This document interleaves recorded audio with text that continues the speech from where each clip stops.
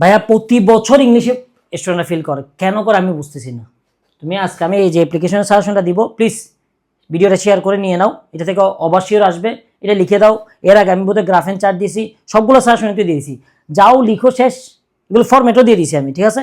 একটু দেখো, এই তো ভাই, এগুলো না পড়ে পরীক্ষা হলে যাবে না, এগুলো সবচেয়ে ইম্পর্টেন্ট অ্যাপ্লিকেশন, সবচেয়ে ইম্পর্টেন্ট, ঠিক আছে? এগুলো বেশিরভাগই ফরম্যাট দিয়ে লেখা যায়, খেয়াল করে দেখো, প্রতিস্থাপন ফরম্যাট দিয়ে লেখা যায়, যেমন এটা এটা এটা এটা, ঠিক আছে?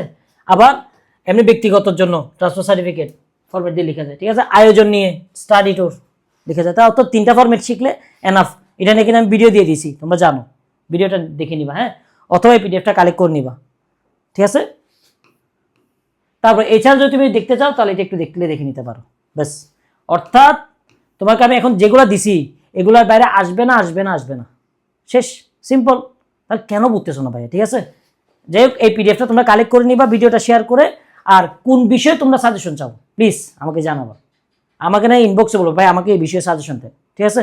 আর আমি সামনে হয়তো ক্লাস দিব, যদি তোমরা চাও ইংলিশের একেবারে শর্টকাটে 5 মিনিট দিব, 5 নাম্বার এনশিওর, 5 মিনিটে 5 নাম্বার এনশিওর, এরকম, ঠিক আছে? যদি তোমরা চাও, ঠিক আছে? আসসালামু আলাইকুম।